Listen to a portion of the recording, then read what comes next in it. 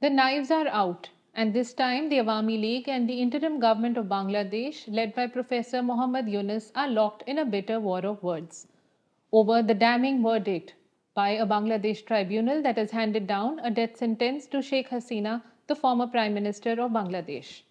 The International Crimes Tribunal of Bangladesh has found her guilty of crimes against humanity during student protests in the country in July last year.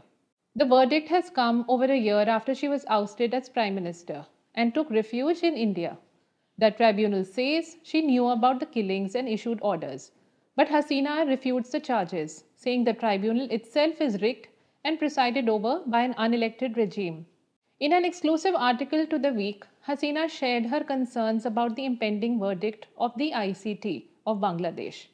The international community must recognize that this tribunal for what it is, she says. It is a tool to criminalize political opposition and rewrite lawful governance as criminality. The charges were brought with no formal notice of proceedings by a compromised prosecution that has freely engaged in a trial by media, she says. The Hasina Yunus face off is critical on two counts. First, the Yunus administration can now put pressure on New Delhi to stop giving her refuge. Hasina has been termed a fugitive by the tribunal. If more political parties join the chorus, New Delhi may be in a tough spot, explaining its reasons for doing so, as the strain in the relationship may begin to show. There has been thinking within some political forces like the Bangladeshi Jamaat-e-Islami that the Yunus government should have waited for the ICT trial to complete before putting an interim ban on the Awami League. Whether the chorus for preventing the Awami League and its leaders from contesting the elections expected to be held in February next year will increase remains to be seen. If yes, then is it sunset for the Awami League for the next 5 years at least? Professor Yunus for now seems on track in taking the country towards elections next year. This brings us to the next question. Cries for Hasina's death sentence are bound to drive emotional reactions in the coming days and months.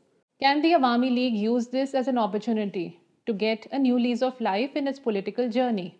Already, the Awami League is using this as an opportunity to drive home the point that elections be held soon. But Mohammad Tajul Islam, Chief Prosecutor of the International Crimes Tribunal in Bangladesh, has argued that it wasn't just the massacre of hundreds of civilians during 3 harrowing weeks last July and August. Rather, Hasina's regime had become a machinery of repression over more than a decade as it allegedly sat over enforced disappearances, custodial killings, and arbitrary detentions. A trial of Hasina before the ICT would thus not be an act of vengeance against a fallen autocrat, but a necessary step towards justice and accountability, he told The Week. But the Bangladesh Awami League is in no mood to step back now. In a detailed statement, it has taken on the Yunus government, saying, in their distasteful call for the death penalty, they reveal the brazen and murderous intent of extremist figures within the interim government to remove Bangladesh's last elected prime minister and to nullify the Awami League as a political force.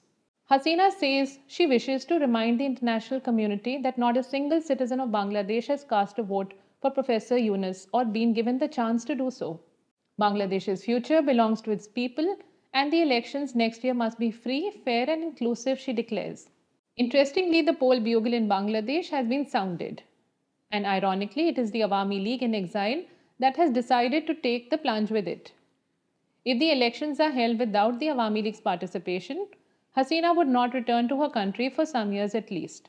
But if the Awami League fights the polls and loses to another party, will the elected regime uphold the death sentence handed down by the ICT? These may be extreme propositions, but they are real worries, not just for the Awami League, but also the interim government to think about as it rolls out its next steps towards fulfilling its vision and promises for the people of Bangladesh.